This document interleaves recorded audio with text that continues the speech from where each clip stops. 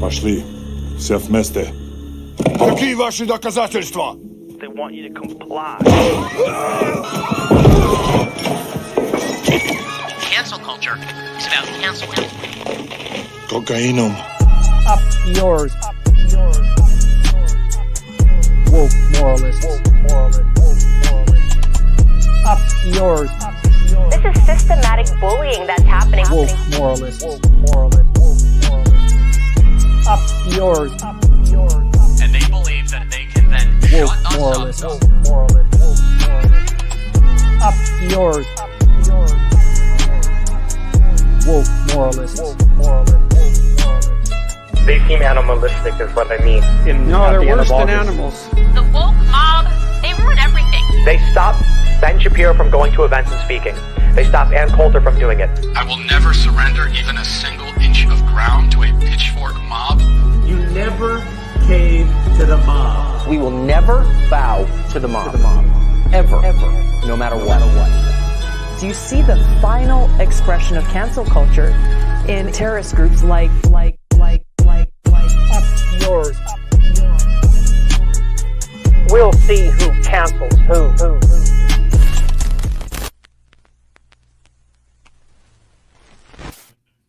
Hello and welcome to the Trump indictment party, also known as the Leftist Mafia here. Oh wait, why are people? What's going on here? Should I have been wearing incredibly embarrassing pajamas? What's going First of all, embarrassing. A fucking hater, that's what you are. Second of all, I showed up like this. And then Mike said, "Oh, yeah, I should have known. I would have got my Pikachu." And I said, "Go get it. Go get it." I used to have a Yoshi. I wish I still did. I'm gonna pick up for onesie episodes. Yeah, I know. I'm representing the shocked Pikachu or the surprised Pikachu face because Trump got indicted. Didn't expect that. So I'm Eeyore because Eeyore is black. I love him. Is he really? Is that true? I didn't know that. I have a whole video rant on this. I won't go into it for the show, but I'll send it to y'all. Eeyore's black. I've made this case. And he's public domain now, so you could actually, if he wasn't black, make him black if you wanted to. Thank you. That's true. Winnie that. the Pooh is public domain. Yeah. Oh, that's why they were able to make that trash ass Winnie the Pooh horror movie. The horror movie, yeah. Yeah. I watched Kenny's review on that, and it was she was disappointed in it, and I still kind of want to see it though. But yeah, I loved it. Love that review.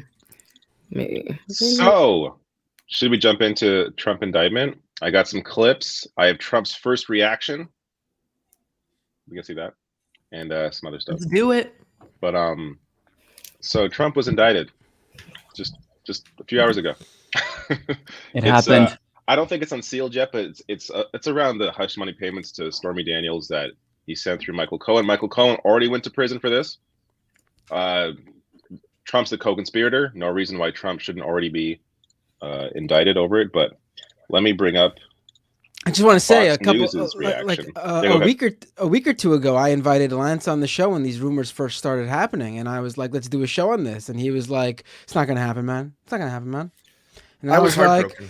I don't know, dude. I don't know. Listen, I was one of those anti-resistance libs. Didn't believe for a second Trump would go down for anything all these years that they were thinking he was going to be in prison in an orange jumpsuit any second. But this time I was telling everybody, this time just felt different. This wasn't the same. This wasn't rumors and speculation coming from the libs of Twitter. This was rumors and speculation, and not even, this was insider information coming out from the DA's office. So this was legit. Let the record reflect that I put out a video last week saying this was going to happen. I watched that video. It was really good. It taught me a lot about Briggs. Thank you. Yes, I knew this was happening. I didn't know what to expect. My daddy actually texted me the minute this happened. I didn't always. I very much so was of the mindset in like November that would never happen. And my daddy texted me at 5:51 p.m. and said, "I won our $5 bet. Trump is indicted." I said, "Thank you, Daddy. I got it. I understand. I am humbled." You father. I love how most of us found out through Matt Binder through DM. Actually, that's also how I found out. Yeah. You too? Through the DM, yeah. Yeah, No, Matt you're is welcome, the everybody. newsbreaker of the group, apparently. the- Although I decided that I didn't have enough time to prep a video before our live show, but David did, and David made the correct decision. And actually, I'm a little worried this live stream may hurt my video, so I'm going to see afterwards in the stats. And then you'll never do it YouTube again. can be weird with this stuff, but we'll find out. But here is Fox's reaction, which I also covered in my video, so go watch that as well. But this is their David, initial is reaction. your mic switched to the right one? You might have the wrong mic on. Oh my goodness! Again? Yeah. Okay, hold up. Thank you for telling me. No worries. It's audio. I'm getting it. Okay. Yeah, way better. There we go. That's weird. All right, so yeah, this is Fox News's reaction to it happening, and listen for the gasps as they announce. Here, we have just gotten word former President Donald Trump has been indicted by a grand jury in New York. Trump was under investigation by the DA's office for his alleged hush money payment to adult film star Stormy Daniels during the 2016 campaign. Here, One more we time. have just gotten word former President Donald Trump has been indicted by a What? Shock and awe. And I guess as we speak, who's on right now? 8 o'clock. Is it Hannity? I'm sure they're doing weird shit, providing some defense, going crazy about this.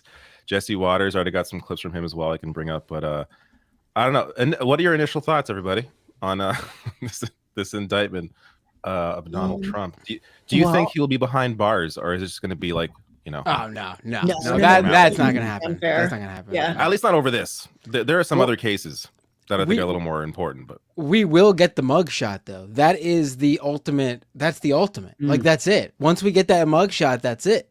We got it. Boom. It's over. We got exactly what we wanted. The mug shot. I forgot to mention that on my video. That's right. That's the most. You get a mug shot. Yeah. That's gonna We're be. gonna have That's gonna to be the thing. fingerprint them. We're not gonna have the. We're not gonna have any cool video or photos of him being like taken in cuffs. That's not happening. But we're gonna get the mug shot. That's a guarantee. We do have AI of that happening, so we can pretend. We have make believe. Yeah. True. So I got another reaction here. This is Fox's Jesse Waters, trying to make some kind of argument, but here we go. Trey, did Democrats just indict a former president over sex? Because we were told during the it was just sex. Why do you say it like that? Like over sex? Like that's real shit. Just because he had sex, they're indicting him. Yeah. Just like, what? How dare he? To do with politics and nothing to do with policy. Weren't we told that? And you have to understand, he says he didn't have sex with this woman. She had her hand out saying, hey, I'm not going to say anything unless you pay me. So either it's a consensual sexual encounter or it's a shakedown. And Democrats want to make that a felony? Trey, did Democrats have sex with? Yeah. I don't think he seems to understand exactly what is going on here. The sex literally has nothing to do with it. It's the the deceit and lies and cover up, the hush money payment scheme. It's everything that occurred that broke the law in terms of what Trump did to hide this expense within his business records. It's not becoming. In his defense, he does go on to say that he is not a lawyer. So here's his other piece of his argument. I never went to law school, so I'm going to respectfully disagree with Trey Gowdy and say it's a bookkeeping issue. Why? Why? Because if you settle a private civil matter with a woman and you have your lawyer handle it, what other column are you supposed to put the payment into? I don't know. I'd put under the legal column. The whole thing is BS. It's a bit of a self-report. Does he not understand that this is not a business expense? Like, you can't do that. Like, it's not like you can't just expense hush money and be like, oh no.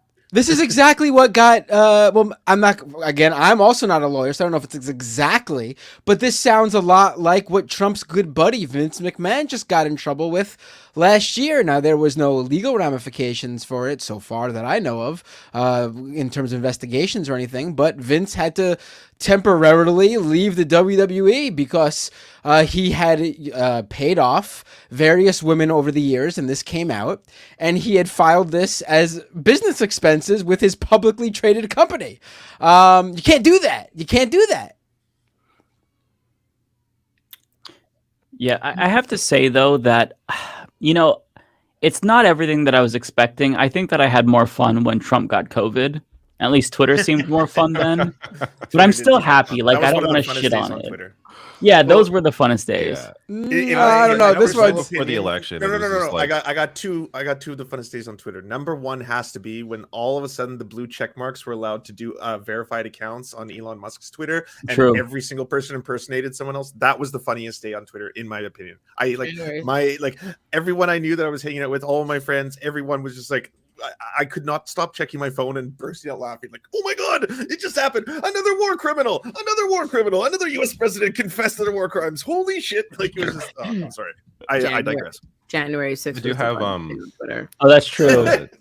Trump's reaction. So I don't do a good Trump voice. If anyone here does, I indicated. Read this.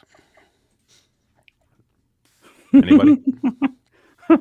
I can give it by far. All right. Yeah. Blair, you go. Okay. These thugs and radical leftist monsters have just indicated the 45th president of the United States of America and the leading Republican candidate by far for the 2024 nomination for president. This is an attack on our country, the likes of which has never been seen before. It is likewise a continuing attack on our once free and fair elections. The USA is now a third world nation, a nation in serious decline. So sad. That was really good. So we got a new I didn't know you Trump. had that in you. That was great. Bravo. I think it's the first time he's used the word likewise.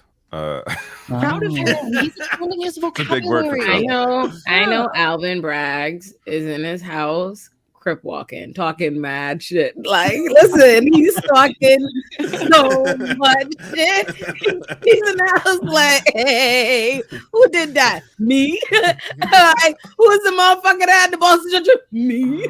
That's me. He's like, that's me. Talk about a nigga that's getting reelected. It's me. He's in the house talking big shit. He walked out of the court stone face. He was like, no comment or whatever. And I was like, listen, the minute these cameras move from him, he's in there like, oh, I already know.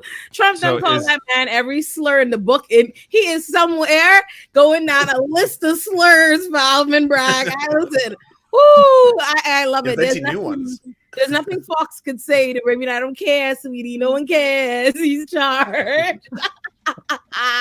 Is Alvin Bragg this radical leftist that we're being told he is? No, he's not. He's not. No.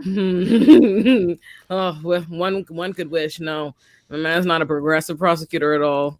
And I always knew he was.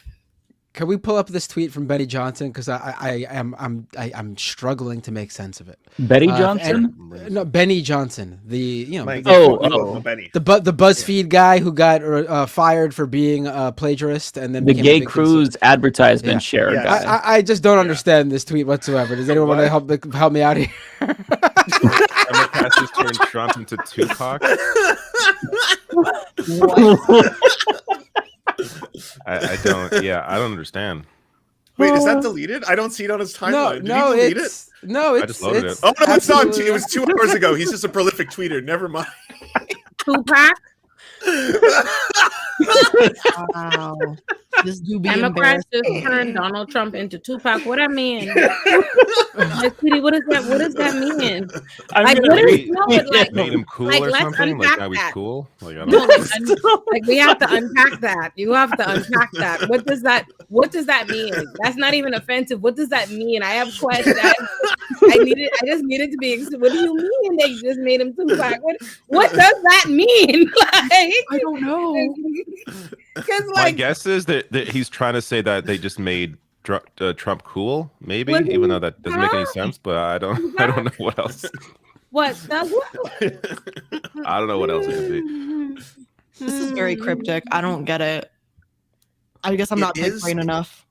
It is a sentence. There's no one who cannot deny that it is, in fact, grammatically a sentence in English. So there's that. Yeah, we're that far. Okay, Wow. we got it down. It's a sentence, and that's it. Yep, pretty much. Can we also just take a moment to discuss just how insanely funny it is that we are living the dream that all the QAnon people have? Oh my god. Like they never thought of that. I never thought of that. Holy They shit. daydream of this day where Hillary Clinton or Joe Biden or Barack Obama or literally It's like all the of them. rapture. It's actually like the rapture. It's that yeah. significant to them to have Joe Biden arrested in handcuffs and everything. And it's happening for us instead. It's not Hillary Clinton. It's not Hillary Clinton. It's not Biden. It's not even Barack. Oh wow. We need law and order. Law and order. You gotta like roll your R's a little bit. You gotta like enunciate with you get law and order. I feel like I lose IQ points when I do that. So I'm asking ChatGPT, did the Democrats turn Donald Trump into Tupac? The response, no, the Democrats did not turn Donald Trump into Tupac. Tupac Shakur was a highly influential and iconic rapper who died in 1996, while Donald Trump is a former president of the United States who was impeached twice and has faced numerous controversies and legal challenges. So that's For a second, I thought you were going to say ChatGPT was going to be like, actually, I think he's more like Biggie. He's got the flow, you know? I love the copium that we're seeing online. Like there was somebody that shared the photo of Trump hissing, and then they had the Hank you because he's doing the sound. So it's like then they added Hank you, basically like, oh, thank you for making me, I guess, like a martyr or more popular. Like they actually are coping by saying this is going to help Donald Trump, and maybe it will. But I mean, it's still hilarious. Like all of them cannot deny how funny this is, and regardless of how this affects Donald Trump politically, we have to admit that this is it's a hilarious moment in time, and I think it speaks to how stupid this era in American politics is perfectly. Now, some will say, and I think they're correct, that this will just help Trump with the nomination for the Republican Party.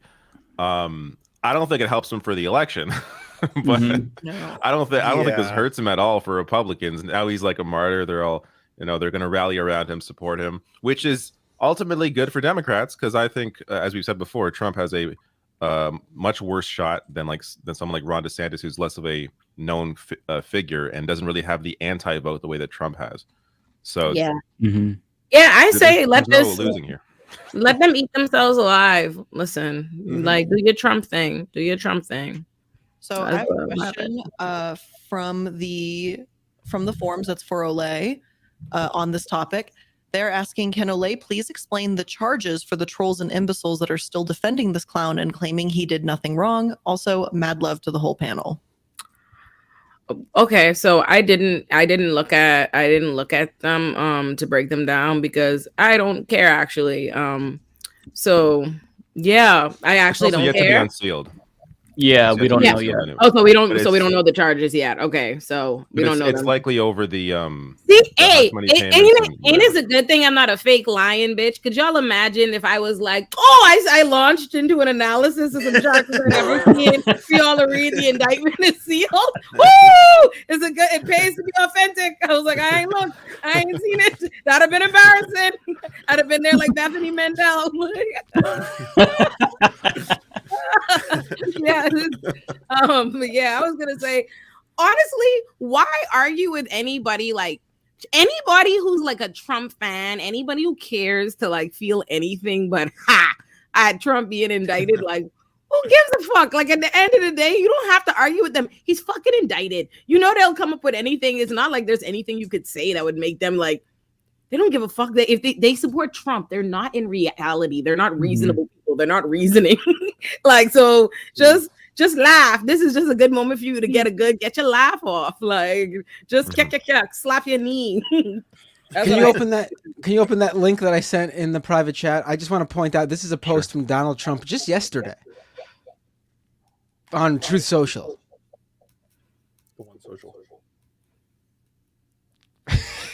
I have gained such respect for this grand jury, and perhaps even Let Blair do it. Let Blair do it. Okay, go ahead. Sorry. I'm back. Okay. I have gained such respect for the grand jury and perhaps even the grand jury system as a whole.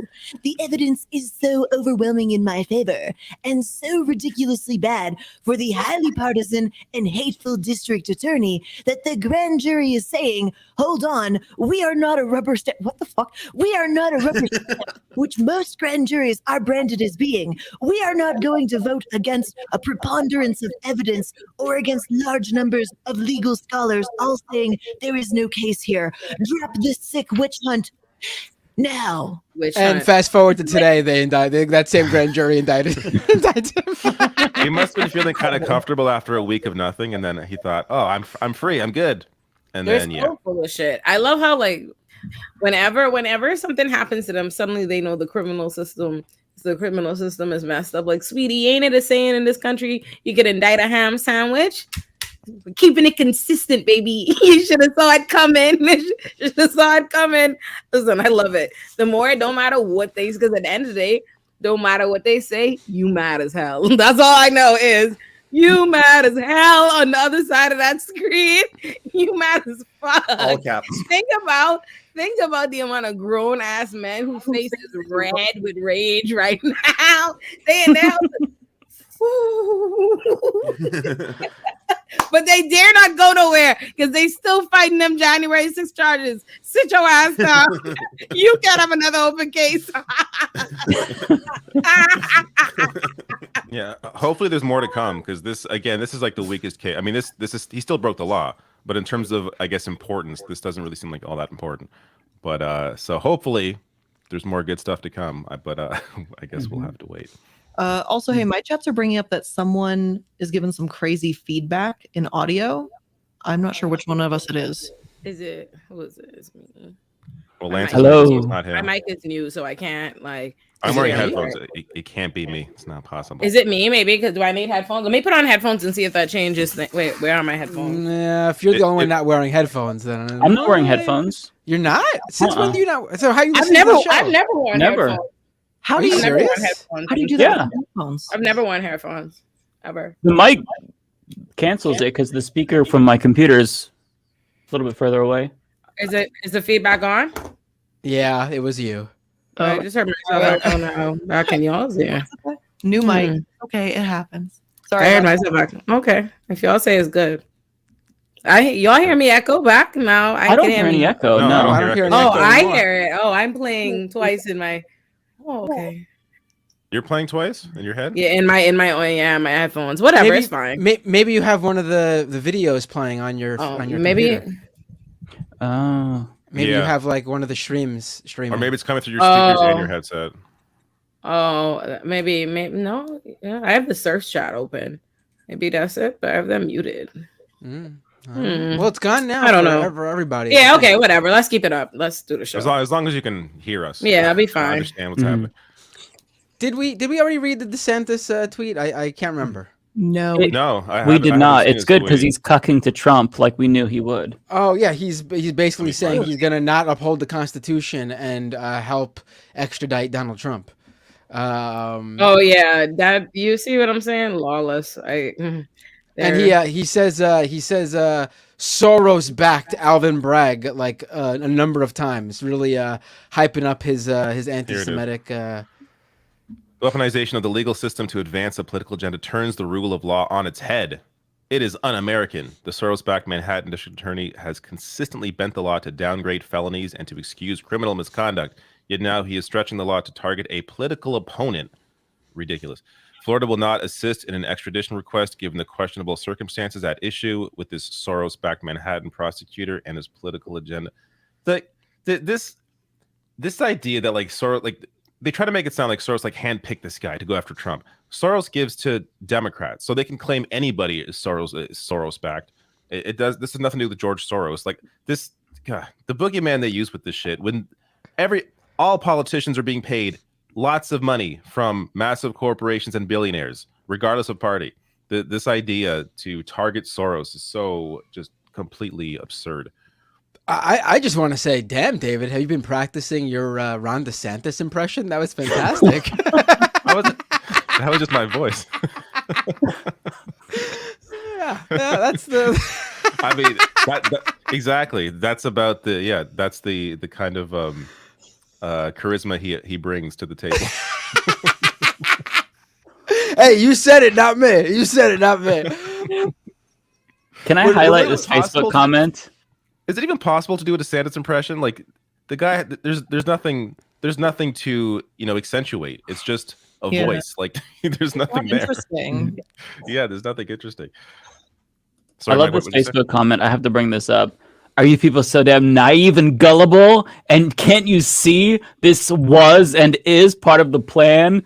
Oh, I love that copium. It's so good. What's the plan now? Yeah. You just have to wait and find out. You naive That's been going around a lot in the conspiratorial circles since. It makes me so happy to see that. All part of the plan. All part of the plan. Oh, it's the best kind of cope. Sorry, what's the plan? This is part of it. Okay, you just have to wait. This is part of it. Yeah. Trust the plan, David. Enjoy the show. Enjoy the show. That's another one they always like to whip out. Enjoy the show. Patriots in control. Well, no, people, you're not going crazy. I had to take off the Pikachu suit because I'm having hot flashes here. Okay, it's really fucking hot. Had that on over my entire outfit or whatever. I can't do it. It's really hot. We're losing people. What's going on? Where'd everybody go? This is a first. I don't know. LA's probably doing the illegal thing. Oh, we all just going down. Oh no, it's illegal. First of all, it's illegal in New York City, and I'm eating a sandwich. Yeah, she's eating a sandwich. God. Oh, there we go. What kind of sandwich is it though? Sausalito with sazon, lettuce, jalapenos, mayos, cheese, and fries on a roll. Oh, that sounds good. Jalapenos on any sandwich is a great sandwich. That sounds good. It's a banger. It's a banger. It really is. It goes crazy. It's making me hungry. Back. All right, what else is going on? I don't know what else. You know what? Speaking of Ron DeSantis, how about how Disney is putting Ron over Mickey's leg and giving him a good spanking next however many decades? They enacted the King Charles III rule or some shit like that. Something absolutely freaking crazy for the legislation. I don't know anything about this.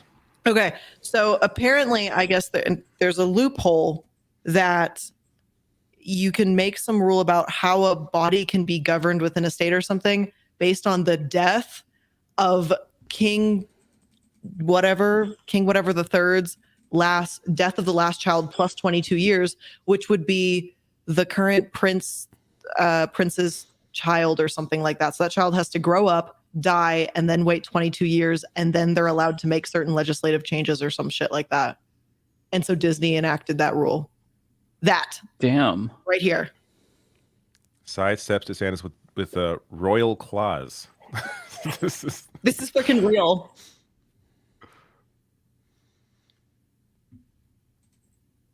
Is this not absolutely freaking batshit crazy? Like you fuck with the mouse, you get the house. My God. Yeah. Disney ran the district for over half a century until Florida legislators punished the conglomerate for slamming state laws regulating sex education. But the new board says its authority has been bypassed by restrictive covenants that cite King Charles III.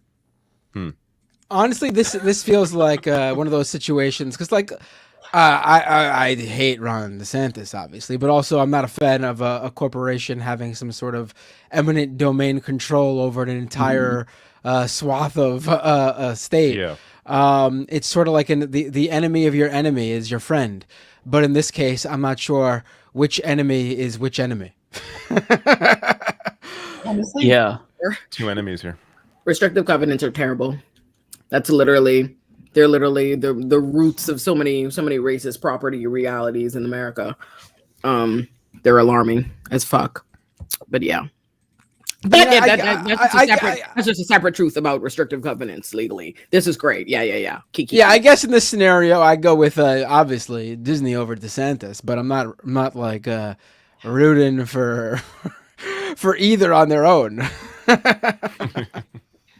Damn, I've got to share the comment from Trump's team because they are going in hard against DeSantis, claiming that he got played by Mickey Mouse. I'm sharing the link. This is from Florida Politics. he didn't. I don't think Trump himself made a statement, but his team is kind of like dancing on DeSantis's grave with regard to this issue. So Trump's team is like defending him.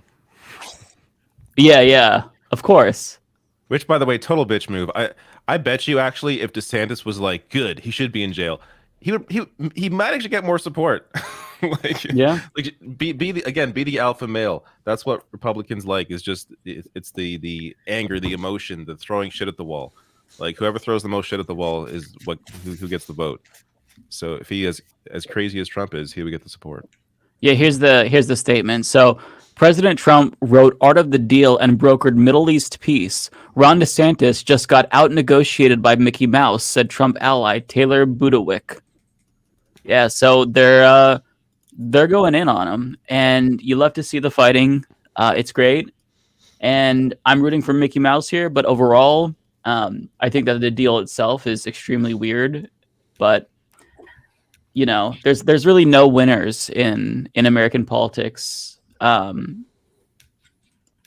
So, or I don't know what I'm saying. Never mind. Disregard what I just said. That doesn't make any sense. No. There are no winners. There's winners, but if you're extremely wealthy, that's true. Yeah. Everybody... So, like, which of the fucks do you like root for in this instance? Like this giant multinational corporation or this fascist? It's like I want them both to lose, but I'm rooting for Mickey in this instance. So yeah, I don't know. It's just funny to let them, infight and kind of beat each other down because there's no winners here. So at least, enjoy the swings when they hit. Exactly. Anything in the question form? Oh yeah, absolutely. We've always got questions. So let's see here. We've got people want us to talk about obviously the Nashville shooting and to talk about the David Pakman tweet as well. That's causing him to lose sponsors and everything right now. Who's David Pakman? Pakman? He's What's the Pakman tweet? Who's David Pakman? every week it's like a bingo card. Like who's mentioned this week? Damn, I didn't know it led to all of that. Apparently. Should we pull up the tweet? I think it's deleted, right? So I don't know. Is that? Let me see if I can find it. He's like a liberal YouTube host. He's a big channel. His channel and my channel, I think, are about the same size. So like He's pretty big. Something, yeah. Oh, there's a Fox News article about David Pakman's tweet. Holy shit! I'll share the link here. He got a lot of shit for it. I missed this completely. Yeah, speaking of Fox News, we were in Fox News last week, or at least I was, and then me and Lance were in the Daily Mail for our responses to Anna about the trans tweets. We're just making the rounds. The leftists are, that is. I love to see it. Okay, I think I found it. The Pakman tweet? I don't remember what it was. Yeah, I just posted it in the private chat. I see that. Yeah. Yeah. Very surprising that there would be a mass shooting at a Christian school, given that lack of prayer is often blamed for these horrible events. Is it possible they weren't praying enough or correctly despite being a Christian school? What is wrong with this tweet? Yeah. He's just throwing their argument back at them. There's nothing wrong with this tweet. So the right is jumping on him because he hit a nerve. Oh, it's the right that's mad. Oh, who cares? Yeah. Then it's a good thing. Right. So this is a great tweet. Why did he delete it? Because he was getting like death threats and stuff. Yeah, wow. Death threats, and I believe people found or started going through a list of his sponsors and started messaging his sponsors, and they started actually dropping him, I believe. This is cancel give culture. Me a fucking break. Oh, yes, whatever. Right. Doing the little cancel culture. They're the ones who say that a lack of God and prayer in schools is the reason why school shootings exist. So he's literally just saying, hey, maybe this is evidence that you need to do more than thoughts and prayers. I don't really see how this is controversial. He's just using their argument.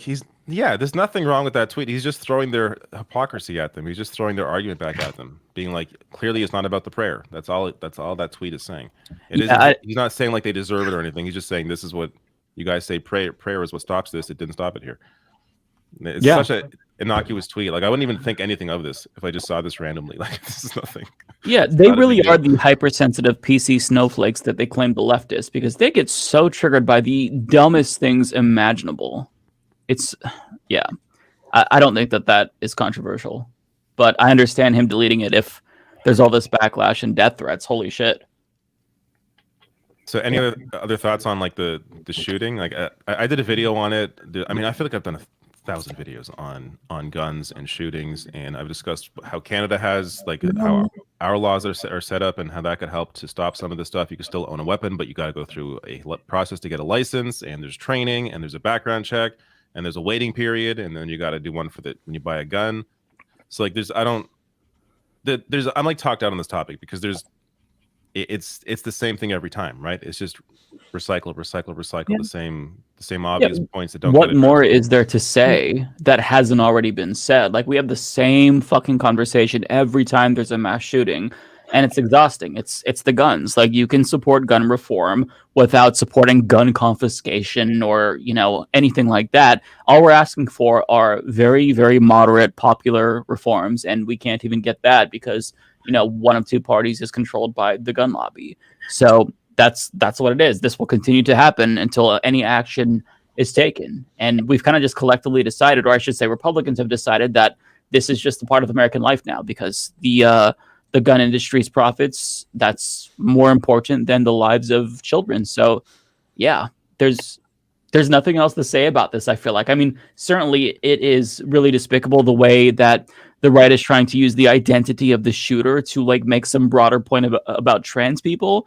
They really are despicable, and they're trying to exploit this tragedy to basically justify violence against trans people. And it's just all around, it's disgusting. Every time there's a mass shooting, we have to deal with the hypocrisy from the right, along with just like the general depression that comes with knowing that, oh, more kids were slaughtered when this was completely needless. It's just, you know, I just feel like, I don't want to say I feel numb because I'm never, you know, desensitized to kids dying, but the conversation around these mass shootings is just so exhausting because we have it every couple of fucking weeks.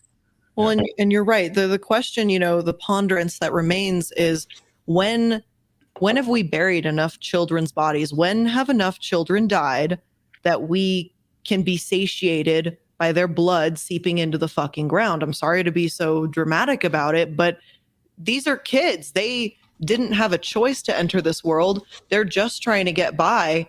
And then we are like, there is a somewhat general consensus that everyone's like, oh yeah, there's a mental health issue, but Republicans will block any mental health vote. And how much more blood needs to be shed? How many more children need to fucking die before Republicans are like, you know, this was enough bodies this year. Like, I think we're good now. It's never going to be enough for them. And then the fact that those kids' bodies, those kids that had just fucking died, bodies weren't even cold. Parents didn't get a chance to go identify their children, to literally process trauma, to bury their fucking children. And it already became a political ploy, something to just toy around with. The kids were totally fucking forgotten the second they could get their fucking fangs into the fact that the shooter was trans. The narrative completely wiped out. The children don't fucking matter, and it's clear that they never did. And you can see that by the way that this particular shooting has unfolded now that it was not a straight cis white male that perpetuated it. And it's disgusting, and I'm fucking tired of this shit. And yet it feels like our hands are tied. We can sit here and talk about this forever, but the people who have the power to make change do not give one fuck about it. Yeah. Yeah, well put. I mean, the reactions to the right with each time, like, it feels like they're increasingly saying the quiet part loud. With Uvalde, they were saying, yeah, I mean, this is the cost of freedom. You know, we're not going to get rid of guns. We're not going to do any common sense gun reform. We're not going to do it. And then after the Club Q shooting, I mean, the response by the right collectively was, fuck around and find out. You know, Tim Pool tweeted out, well, they did have a grooming event, so... I mean, they don't care. They genuinely do not care at all. Not even the most smallest amount of fuck. They don't give that. Like, they just don't care. So we are forced to live in this dystopian reality where gun violence is a common phenomenon because Republicans collectively decided for all of us that this is the way that it has to be. And one thing that I've got to point out, and this might seem petty, but Jamal Bowman was like shaming Republicans. And him and Thomas Massey got into a shouting match. And when Jamal Bowman was like angry and yelling at Thomas, Steny Hoyer walked up and like put his hand Jamal Bowman's arm, basically trying to get him to calm down. And that, for some reason, like, that made my blood boil, because it's like, no, this is the outrage that you should have had 5 fucking years ago. So how dare you basically try to get Jamal Bowman to calm down? You should have been this angry years ago, Stenny. Like, it just, where, like, the outrage here is justifiable. It's just, this whole situation is really frustrating. This whole country is frustrating. If you want, we could watch a bit of that. This is Jamal Bowman here. Ask them, and they go to the Senate, ask the same questions. They're cowards. They're all cowards. They won't do anything to save the lives of our children at all. Cowards. Pressure them. Force them to respond to the question, why the hell won't you do anything to save America's children? And let them explain that all the way up until election day on 2024. Let them explain it all the way up to election day on 2024. They're freaking cowards. Why are people ducking? They're not here. I'm talking about gun violence. I'm talking about gun violence. Carry guns? You think more guns lead to more death? More guns lead to more death. Look at the data. You're not looking at any data. You're carrying the water for the gun lobby. Look at the data. More guns lead to more deaths. States that have open carry laws have more deaths. States that have open carry laws have more deaths. Are you listening to what I'm saying? Calm down. Children are dying. 9-year-old children. Because the solution is not arming teachers. Have you ever worked in a school? Have you ever worked in a school? Have you ever worked in a school? Have you ever worked in a school? It's a yes or no question.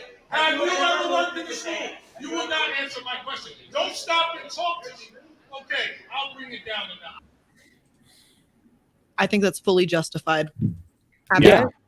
Yeah, it's, I think what's so annoying about that interaction is so you can unpack it honestly, but it's that he stops and he asks him, like, what are you talking about? Like, you don't even know, there's an ongoing thing, you're not even sure what the issue is. And the minute he answers him, your finger is in his face like an authority with this position that you're now barking back at him. Moments ago, you had no idea what this man's impassioned speech was even about. And now you're an authority wagging your hand in his face, doing all this. And what is so annoying is that, like, the way the other politics, whatever they are, as they're walking by, these other white guys, they stop and they're like, acting as though, it's an altercation now, right? Like the worried white people.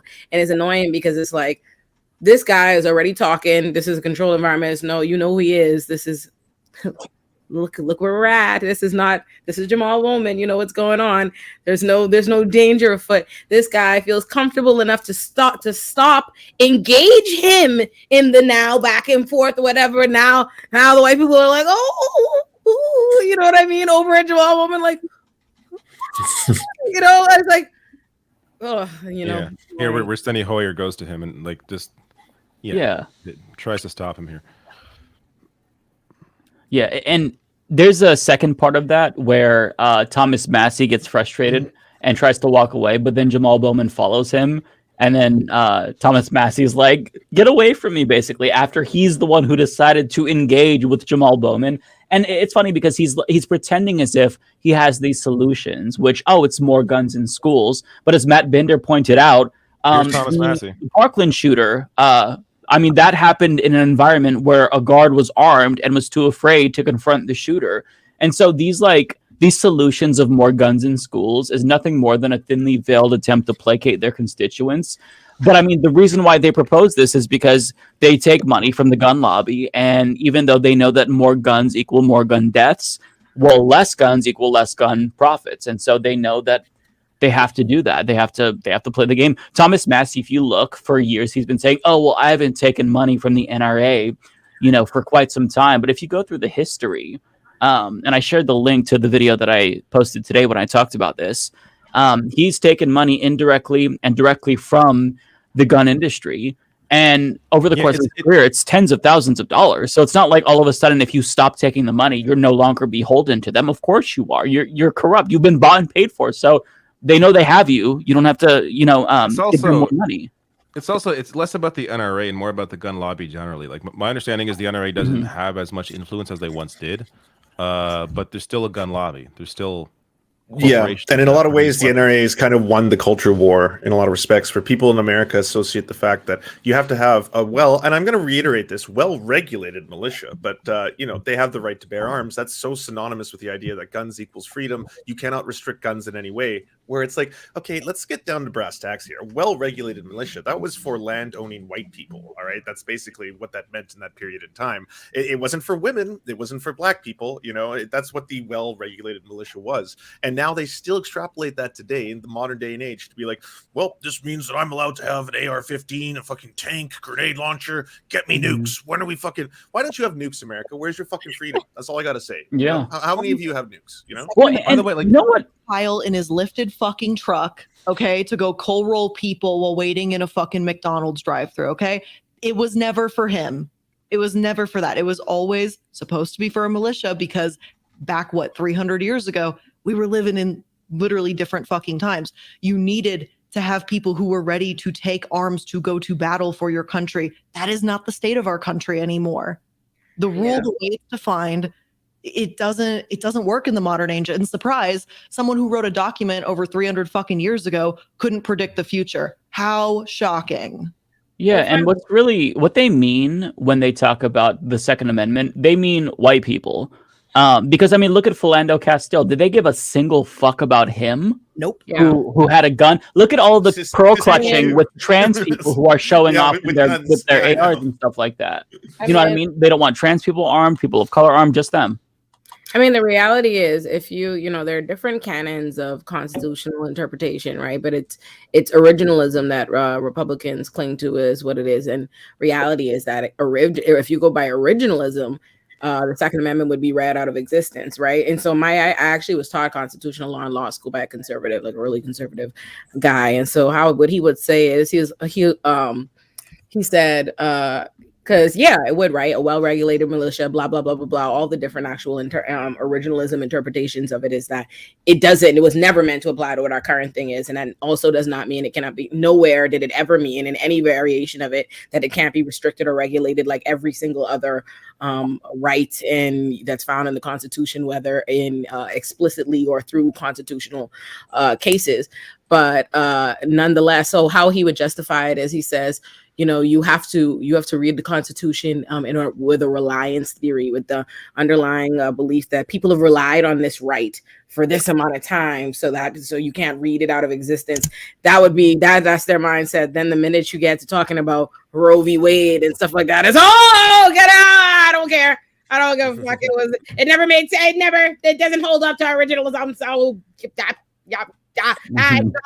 not there from, I would argue that it actually wasn't there from the beginning of the country's history, so it's not quite as fundamentally embedded. They actually in the opinion, when they overturn Roe, actually go down that silly ass line like, it's not from the beginning of the country's history, so I wouldn't say everyone's really used to having that right. I wouldn't say that. It's not. Doesn't go back that far.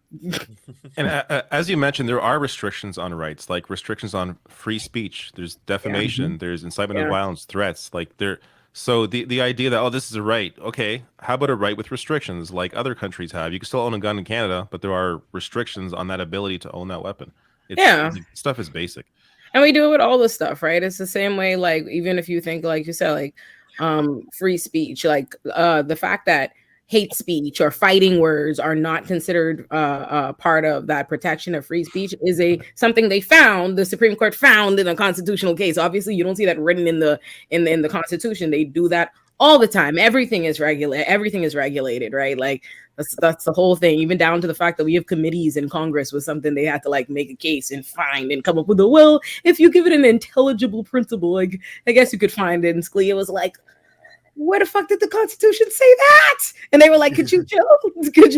So they regulate everything. That's how it goes. Only the Second Amendment to conservatives interpret you can do nothing with it except black people. They can't get no guns, not legally, not illegally. You smell it on them, lock them up. Lock them up. Like, so, Well, Blair. Yeah, I know this is a tough topic to pivot from because there really is no good way to pivot from this, but everyone has been, driving this topic into the ground. And unfortunately, we're going to probably have this topic again come up in just a couple weeks because unfortunately, that's the state we live in. However, let's see. Okay, so here's a question. Did y'all see AOC versus Chaya Raichik? Yeah, I saw that. The lipstick TikTok, TikTok person. I'm not familiar with and it. insurrectionist, by the way. She was a Yeah, participant in the January 6th coup attempt. Yes. Yeah, so I actually have a video coming out about this tomorrow. Not this particular instance, but Chaya Raichik is in the phase of her grift where she's trying to be like a right-wing influencer, and it's not going very well for her. So last week, she filmed this video in conjunction with the Heritage Foundation where she tries to confront AOC, and basically all that happens is she goes to AOC's office and AOC isn't there.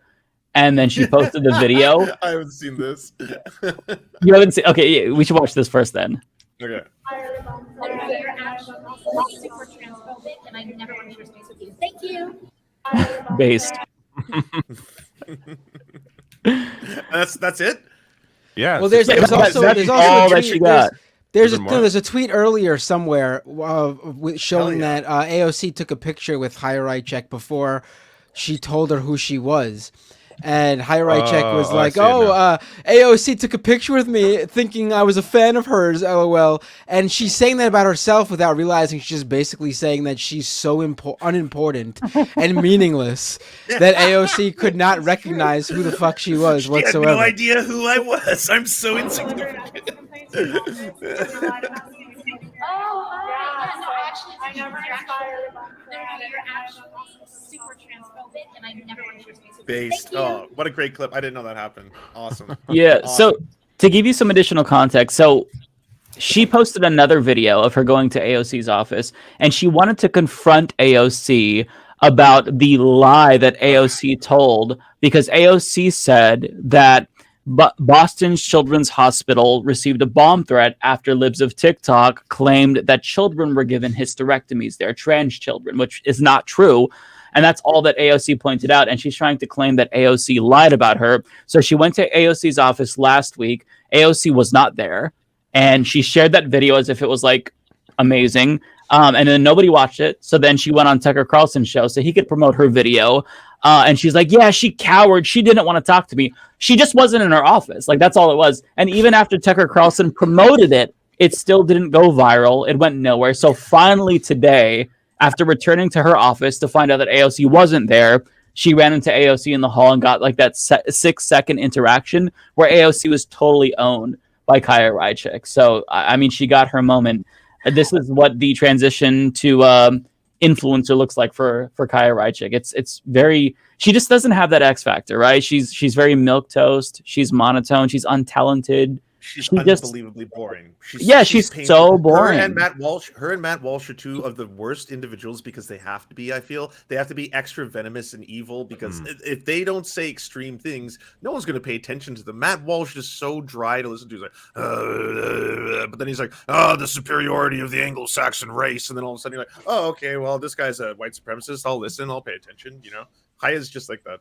That's such a great point. I didn't think about that because, yeah, they really are like the most basic people in this whole like influencer realm, I guess, if you will. So, yeah, that's how they make up for it. If you don't have a personality and if you don't have any charisma, then you just say really fucked up things. And then that's how you get the NPCs to applaud and clap like seals. That makes sense. I'm noticing Michael Knowles doing the same thing. Every week every week since he did his trans statement, he tries to say something new that's outlandish, and none of it's catching on. Like no one, Michael Knowles is also very boring.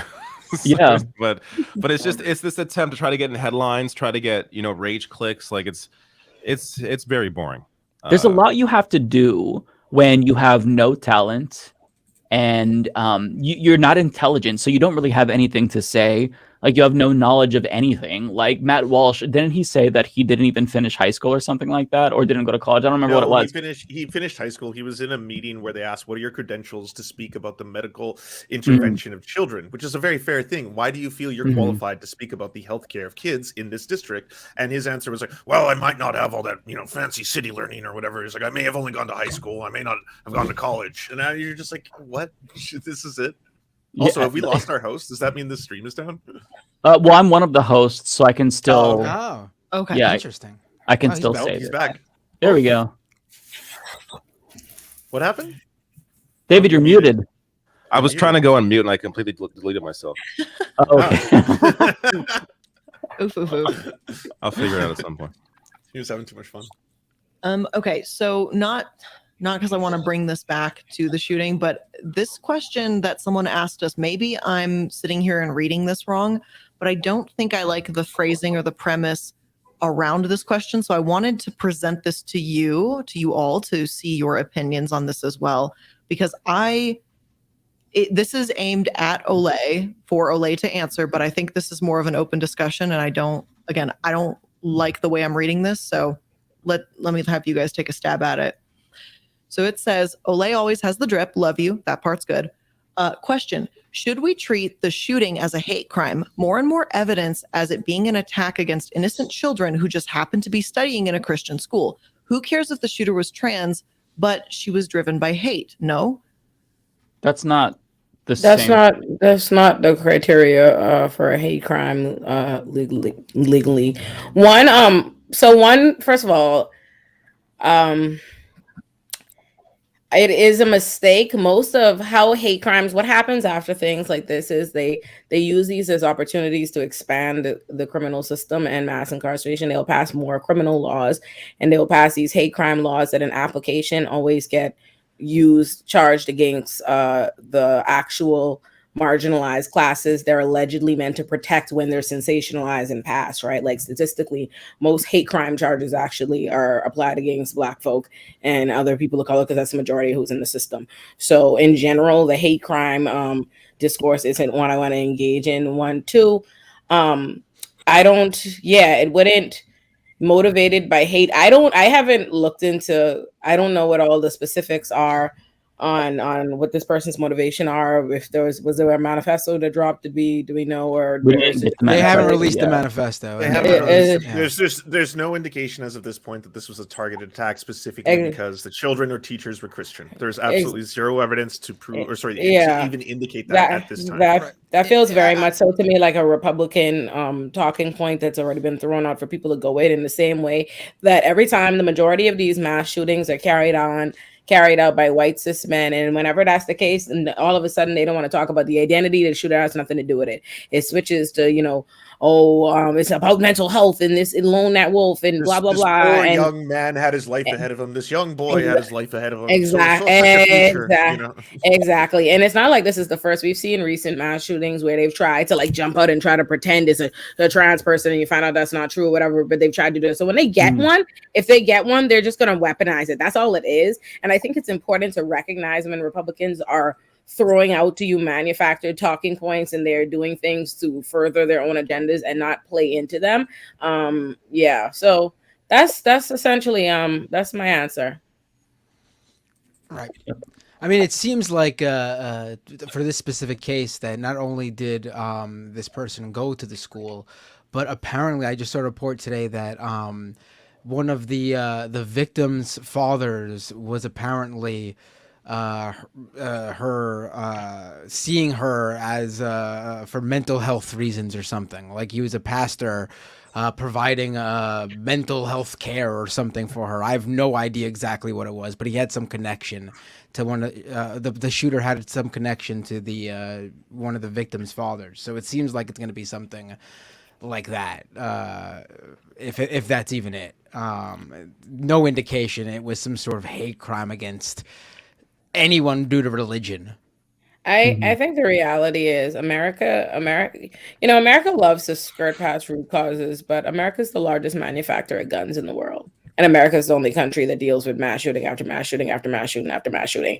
There's the answer. Like there's simply the answer. There's the fundamental answer. It's not even just gun reform. And it's important to, when we talk about gun reform, make sure we make the distinction of not more criminal laws that only end up criminalizing Black people for possession, you know what I mean, and just expanding mass incarceration. What you need is more regulation. And what you actually need, there needs to be something to be done about the lack of restraints of any kind there is on what is this massive gun industry and how many guns are being manufactured in this country in the first place, and just and what's allowed and who's allowed. There's no reason why. And there's and we also need to reflect on what our real problem is of guns, because America can't be a country that simultaneously Republicans act like them and their whole family holding giant guns is like a patriotism, happy Christmas, holiday picture, but a Black person with a gun, or they even say they think a Black person has a gun is a sign of thug and criminality. So, there's a lot to unpack.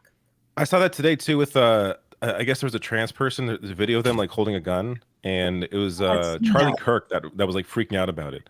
It was like, dude, they were like holding it in a threatening. Are they not going to be charged at the FBI? Don't charge them for holding this in a threatening manner. Yeah. And to the person who was asking the question, you also have to remember the spin on these things. Like after the Buffalo shooting, the Fox News take was that do not rush to judgment.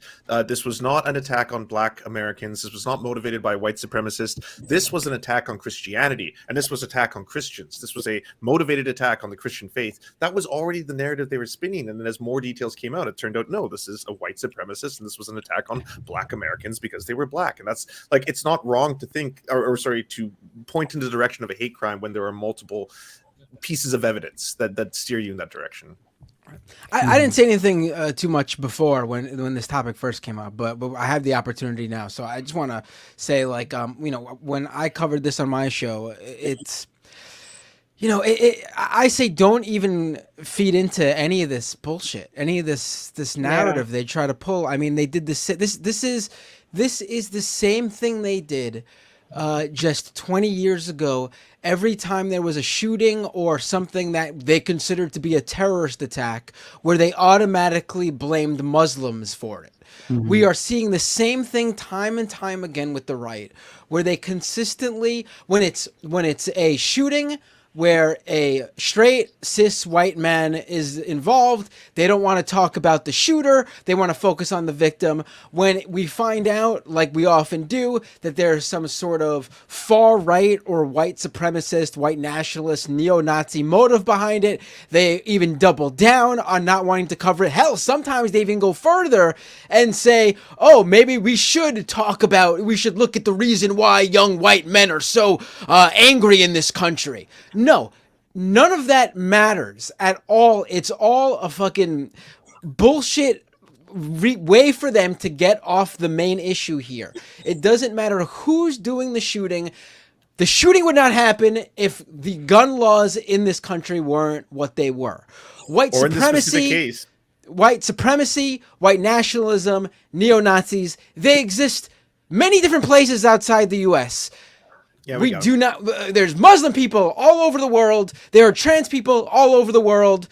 All those problems with white supremacists, all the trans people, all the Muslims, none of them are committing mass shootings anywhere else than in the United States of America, because that's the one thing that's connecting everything. That's the one fucking thing that's connecting everything directly to shootings. We can deal with all the other problems separately, but when it comes down to the mass shootings, the school shootings, is because we got guns, a real gun problem in this country. Mm-hmm. You should also add that a lot of those same pundits, someone like, say, Ben Shapiro, who runs the Daily Wire, that has all these people underneath him, right? Michael Knowles, Matt Walsh, Candace Owens, every single one of them works for him. He's the same person who was trying to talk about these kind of issues when it related to the Quebec mosque shooter, who ended up killing a whole bunch of people who were Muslim. And when it was revealed, when they interviewed the shooter in that case, what was, the top people who you viewed, the number one person was Ben motherfucking Shapiro. And at that time, Ben Shapiro was pushing the myth of the radical Muslim minority and pushing videos out where it's like, if you look at the Pew Research polls and the stats, there's no such thing as a moderate Muslim. They all want to commit jihad and kill us all. We're all going to die. And as you keep pushing that shit every single day, and then someone finally takes action, right? And don't get me wrong, the ability for people to commit acts of violence, Matt Binder's 100% true. Like, the more restrictions that you put on the ability to purchase, say, AR-15, shit like that, will certainly curb the amount of damage and carnage you do. And I recommend anyone who hasn't done it, the Washington Post, the same day that shooting, the Nashville shooting happened, put out a special where they made 3D graphics to show people how powerful and deadly an AR-15 is compared to a modern hand weapon. And it is jarring when you watch it. When you see the 3D visuals of how when the AR-15's bullet specifically enters into a human, unlike a normal bullet that just passes through and makes that bullet holes like style incision, this one just tears your insides apart, so that when medics and paramedics, which they never show you, when they arrive on the scene, they cannot save them. There's nothing to save. At that point, they have bled out because their entire body is ripped apart in raw carnage. I didn't know that and how bad it was until I saw those like 3D visuals. But when you see them, you're like, it makes sense. This is why this is the mass shooter's weapon of choice. If you want to create maximum carnage, this is the best thing that you have the ability to go into a store, pick up, and then use. Yeah. It's crazy. And we've also stressed this too. Like, I don't know. I mean, obviously there's probably my personal opinion is that we shouldn't have guns in this country at all, but I'm also a realist, and I know that there are people who want them for legitimate reasons. I know that it'll never happen because this country is too deep into gun culture. In terms of policy, no one is asking to outlaw guns. We are asking for some sane measures that we ask literally for numerous other things that we do in this country. We're asking us first to treat guns the same way we treat cars at the very least. And we can't even do that. You can't, there are more regulations on someone selling churros on the streets of Manhattan than there are on guns in this country. Yeah, there are the churro ladies in Manhattan get tickets for selling churros. And they're special like on the streets of Manhattan. and like they're gun show. The bodegas have like special restrictions on like selling ice cream, believe it or not, like selling different kinds of ice cream. I can't remember specifically what it is, but yeah, I've represented bodega guys for selling ice cream without the right kind of like whatever thing, and or like, you know, cigarette stuff. Yeah, no, that's actually Bender's right there. That's not even like hyperbole. Like, we're asking for the most basic shit. Like, there should be some basic background checks. There should be some basic registration measures. This is just common sense. And I do wonder if there was a louder anti-gun voice, like people that actually wanted to take all the guns away, if these obvious common sense reforms would be more likely, because it'd be like, well, at least we're not going to go as far as taking all the guns away. Okay, we'll accept, these reforms here. But because there is no real voice to take all the guns away, it's just like you're arguing against people who don't. We don't need that real person. The right's made that person up. Every single time, Obama's going to come door to door, take all your guns, get ready. Biden's coming door to door to take all your guns, get ready. Literally, the far right preparing to shoot like law enforcement or military that they imagine in their heads is going to knock on their door and request their guns. They've already created this guy, and it doesn't matter. That's the voter, though. Like, I mean, in terms of like the politicians. Like, if there was actual debate by politicians that some of them wanted to take the guns away, then maybe the gun lobby would be more like, okay, well, we don't want to go that far. Okay, we'll accept some of these basic restrictions. But yeah, like the voter obviously is they're far gone. They think what you said. But when it comes to the actual politicians that are making the laws, if there was some real debate about, or if there were some real extremes on the left around guns, maybe just common sense reform would be more likely. I agree. I mean, that is actually that was a lot of like early academic abolitionist position, right? Is that abolition was a position they should advocate for with the criminal system, because it would seem so radical and extreme to people that they would be more likely to go for the people that suggest the reforms. You know what I mean?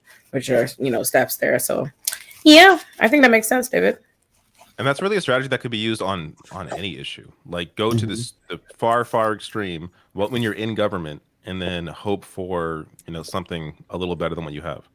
I'm going to be honest. I think the problem with that, and I like the premise, I like the idea, but I think in reality, I don't know how to say this without this sounding like not great. So it's just gonna happen. But we have the right that's getting more right by the day, right? And then we have people that claim they're liberals or centrists who essentially are getting drugged by the right weight and are also going more right by default because they're not willing to stand firm on their beliefs. The amount of people I've had to fight with that want to be like, oh, I'm centrist, this, that, and the other thing. I'm like, okay, cool. You stand for nothing. So the problem is a vast majority of Americans fall into that pool of gray blah where they really don't have a fucking opinion or they don't care to have an opinion. And they choose to not have a voice or opinion or just party lines, not really care about the issues at hand. It's starting to change, but not quick enough.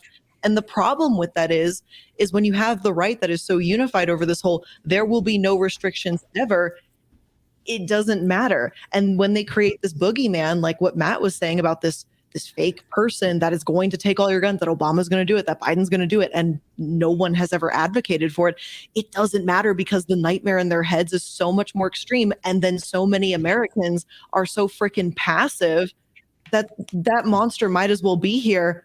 And so here's our boogeyman. He's here, at least in their minds. Nothing's changing still. So now what? I personally, I think for me, I deal with Republicans under the premise that that they know that they're bullshitting. You know what I mean? That they know that they're in on it. You know what I mean? They're in on the straw man. Like they know that it's make believe for real. Like they understand what their ultimate. That's why they're so unionized. Why they work so well together, because they understand what their ultimate center, true underlying goals are. Right? They know what the bigotry they're really rallied around are, and everything is just means of getting us all caught up in the dance of arguing and going around in circles and gaslighting us and getting us to waste our time and to distract us. So for me, it's like, it wouldn't really be about them. It's more so about, I guess, like the Democrats and the liberals that have more of a good faith, belief in what their position is. Like when Republicans start painting it like there's a particular problems, the Democrats and the liberals and the quote unquote left leaning moderates who are like, oh yeah, they start thinking that too, like, oh, there's somebody in da da da da da, and they always feel when they have it in their mind, if there was an actual candidate who was somebody was a larger movement of people trying to take all the guns, they do clamor to rally around like a moderate because they feel like that person is causing the Republicans to like brand them like this, like, oh, we're the Democrats, we're reasonable, and they're like, oh, let me go run to this. Like, remember when they talk a lot of shit now, but remember when Biden first said he was running again, and they were like, oh yeah, oh, my safe dying heart, oh, times of yesterday, they were happy. Trust me, they were very happy. Like, don't mind what Twitter be saying. In real life, they be happy. They like their boy. They like he keeps it real regular, real times I was used to. So I think both. It's one of those things that's an intellectual exercise. Like, who knows, right? There's no right or we don't know because I think both ways. I think it matters who you're talking about. If you're talking about like powerful voices in media, I think you're right to say that they know what they're doing. When it comes to the right-wing voters, they're not thinking at all. It's all feeling. It's all emotion. It's all, oh, this is trans people are scary now because I don't understand it, and like that's like they're motivated by fear, and they're completely absent of thinking. But when it comes to people controlling them in media, absolutely, they know exactly what they're doing. Yeah. They recite right-wing talking points because the right is very, very good at monopolizing discourse. So, they're all in unison. Republicans say the same thing. Fox News says the same thing. Their influencers and propagandists say the same thing. So if you have a bunch of people repeating something all at the same time in unison, I mean, that really does help to shape public discourse. It's why, like Blair was talking about, these people, these centrists who don't really have any cohesive ideas. They're just kind of like, there's a lot of gray area. And that usually is the case. But, when they do have opinions, like you can tell they base that off of what they hear, like the loudest people. Like I remember when I was working at fucking Blockbuster in 2009 and Obama was first inaugurated, and I had customers coming in, oh, go buy a gun because he's gonna take your guns. Like just normal people who were seemingly apolitical. Like they just recite the bullshit that they hear. So you can really do a lot to influence political discourse. It's a little bit of a side tangent, but by just being loud. Say that again. Didn't gun sales skyrocket too? Oh yeah, like absolutely. Like a post-Obama spike or something. Oh yeah, definitely. So they legitimately thought, and even like my friends who were like very libby and like apolitical were saying the same thing.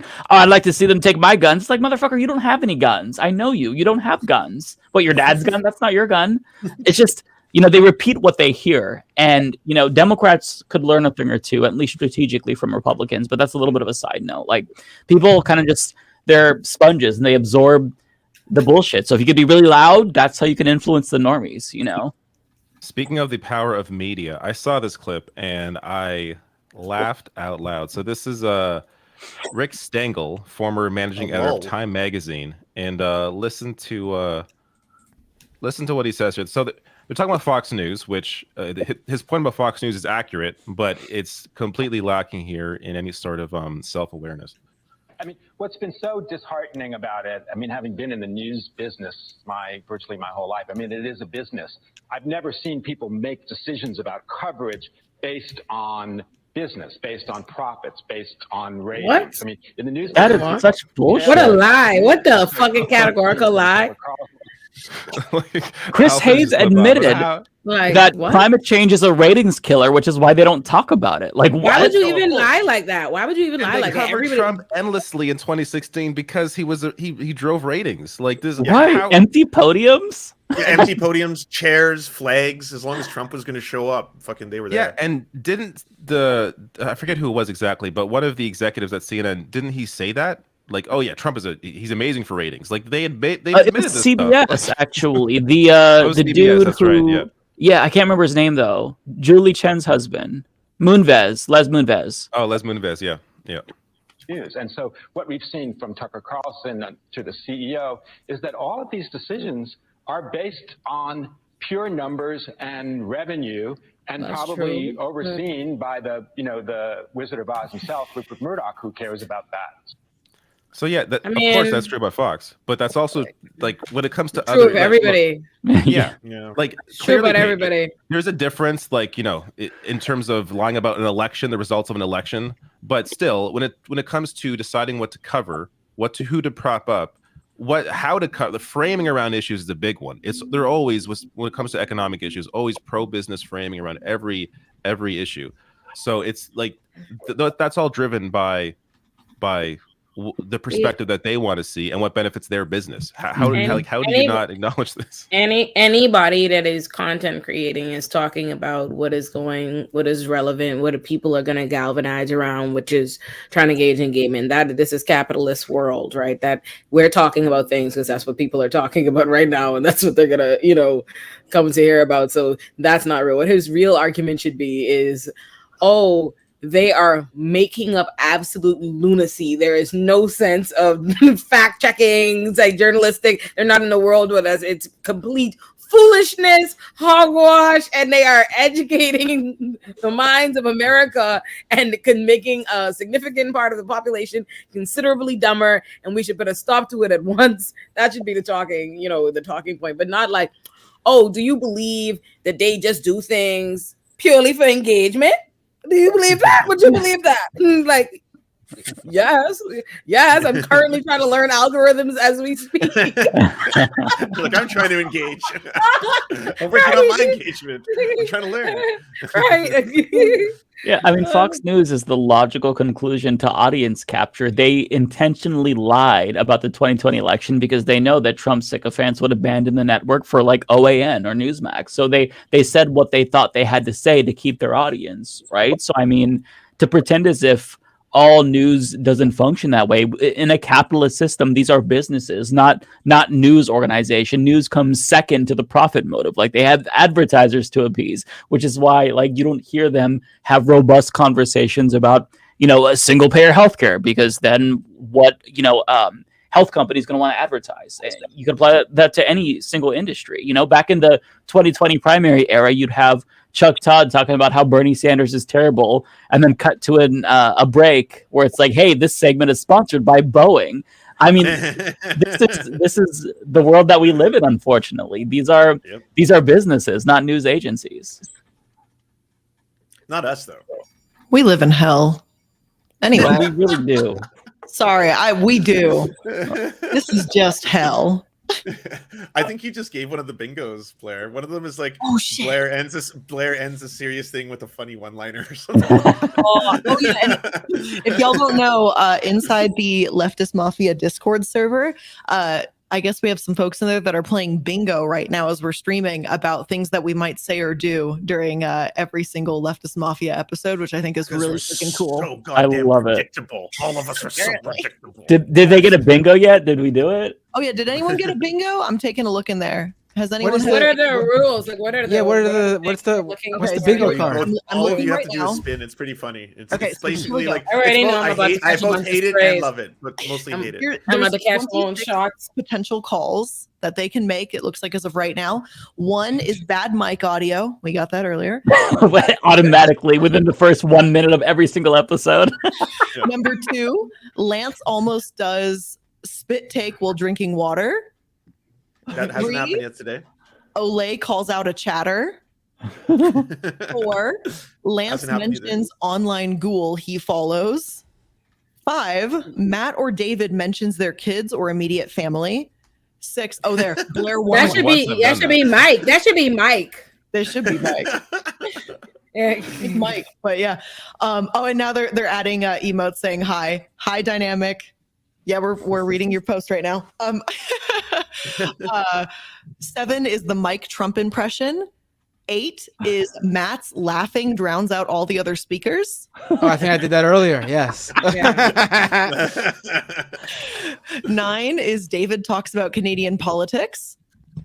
10 is a reference to one of my videos. 11 is the guest is confused about what everyone else is talking about. I love that one. I do too. 12 is Olay calls something white people shit. That's funny. I haven't done it yet. 13 is someone's connection kicks them off the call. 14 that's David. That's a half point. Well, it wasn't my connection, but sure. Yeah. 14 is canceling or uncanceling of someone is ironic or not serious. 15 That's everyone. Yeah. 15 is no one is canceled or uncanceled. They know us so well. Y'all do know us very well. This is great. 16 is Olay or Lance almost fall out of their chair laughing.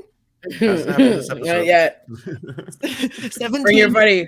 17 is Olay asks who a certain online pundit is. That happened, right? Yeah, that happened. David Packman. I missed that. I missed the Pac-Man segment. Yeah. 18 is Mike, David, or Lance mention video games.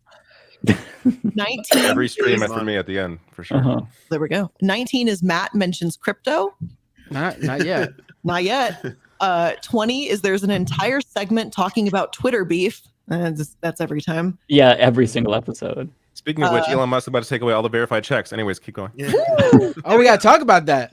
Yeah. Walkathon is coming. I'm so we got excited. like 5 more of these. Okay. Mike calls himself a boomer. He's 21. 22 is Lance mentions his indigenous heritage. Hasn't happened this episode. That's hilarious. Not they clocking how many times you can say you're indigenous. White people love to say that. 23 is just Chico. That's it, just Chico. Oh, that's cute. That is He's not cute. here right now, but that's cute. 24 is a derailed segment. I think that's what this is. Like every segment. 25 is Lance laughs so hard he needs to face away from the microphone. That's a courtesy, by the way. Okay, I do that as a courtesy. For I you. hate when I when I realized that Lance mutes himself while he laughs, I'm like, damn it, my jokes are missing their laugh track. Stop doing that. When I realized that, I'm like, stop it, Lance. It's my mic just bleeds and it doesn't let me have sound anymore. So it looks like I'm muting, but it's too high pitch. Huh. Yeah. And the last one is Olay tells everyone how high she is. I'm fried, guys. That's our current list. I feel like there needs to be one with a Raheem appearance. Yeah, And No one said smoke breaks. That's funny. No one. I mean, Yeah, sorry. We need that's Olay immediate smoke bingo breaks. for that one. That's bingo. Yeah, that's the center. That's the center square. I should let somebody hail. When I go, I'll hail. Y'all can see Raheem today. I'll get him. I don't think I'm in I'll the get him. Discord. Where's the Discord link at? Did we ever? I can. Oh, yeah. Here. Oh, yeah. You had to accept me as a friend, so I could send you the Discord link. Oh, I just did. I barely go on Discord, but I guess I should you're start good. now. I know I have to start as well. Here, I will. Yeah, because I know there were a couple comments where some people were like, "You guys don't talk enough in the Discord server, so we need to go talk with our people friends." I'm sorry, folks. I'm trying to learn how to use Discord because go, I'm a boomer. There's a space for you all. Here we go, boomer. I'm not familiar with it. Raheem. Oh. Say hi. He said I was sleeping, Matt just girl. added Watering me. Oh. Your roles. The I dog. love him. Where's the link to the Discord? Once I get it, I will share Here, it the in public YouTube one. chat. Give me just a second, and I'll get that link. I'm gonna I post. tried it signing in, but it our wants chat. me to like do a whole authentication thing. I'm like, I have it in my description, I believe. No, it's not in the description this time. I'll add it to the description though. Okay, here we go. On the side of our little chat thing, that's the Discord link. Perfect. Okay, I will share that. Matt, what are you doing in the? I don't know. I'm just clicking things. I was like, to Matt's say- in the live. Matt's I looking for I don't conversation. know. I'm an old man when it comes to Discord. Oh my God! Look at There we Raheem. Sorry, I know we're talking about Discord, but oh my God. So cute. Oh. Okay, I love him. Not to be a total just freaking basic white girl here, but oh my God, he is so cute. I just love animals so much. I do want to share. So this was the thing that maybe surprised me the most this week. Out of all the things that happened this week, this I found the most surprising. Oh my. So where is it? Here it is. So this is during the hearing about Starbucks. Howard Schultz was in front of a bunch of senators. This is Republican Senator Mike Braun. This is after Howard Schultz had bragged about paying his employees $17 an hour on average. Average Starbucks employee makes $17 an hour. He keeps bragging about this. Here is again Republican Mike Braun. Any large corporation shouldn't necessarily be bragging about $15 to $20 wages. When you look at the typical structure of a large company, that should probably be $20 plus, like many Main Street businesses pay. And I think if companies like yours and the larger companies don't do it, you're going to be constantly, grappling with maybe here. But wow, a Republican senator arguing for higher wages. Starbucks wages are too low. Should be $20 plus. I have never seen a Republican politician make this kind of argument, but I don't know. Hell is freezing over, folks. Hell is freezing over. They're playing the long game. Going to own the libs by making their favorite coffee shop cost more money because they got to pay their employees more. That's probably his line of thinking, even though we know that's not how it works. They got but that's the There we Republican go. line. Yes. So, Minder, do you want to talk about verification, Twitter? No. What's going on there? Maybe. Let's do it. Let's do it. But this is going to be quite the conversation, isn't it? Is there much to say, really? There Are is, you gonna pay for unfortunately. Twitter, Binder? There Are is? you gonna be a Okay. motherfucker who pays for Twitter? There is someone in this. We can play Clue if you want. There is someone in this room who does pay for Twitter. I have Twitter Blue. There you go. She just came right out and said, I had it before. I had it before Elon Musk bought Twitter. Oh, you have it from the old one. Ah. Yeah, I had it before he bought it. I didn't go and buy it after the like. Come on, To support no. Elon. I had it because it made it. It was way slower to upload video. I couldn't upload videos that were as long. I put out. I only just recently got a YouTube channel, so I primarily uploaded videos and like my rising content, my longer content. It was easier. It took way easier. With Twitter Blue before, so I already had it. So I'm like, I have no performative message to send. But I already had it.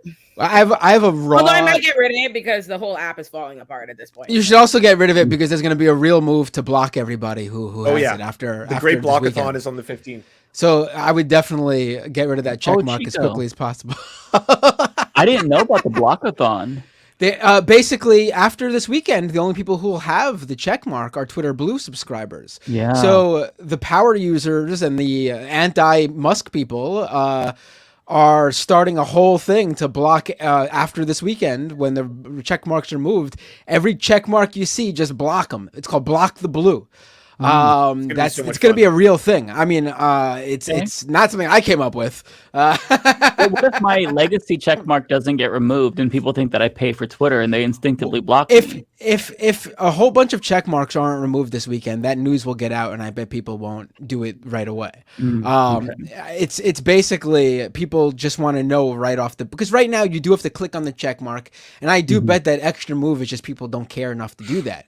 But if the only people on the app who have the check mark are the people paying Musk, then people of course are just gonna hover over that block button and just block them in a quick second.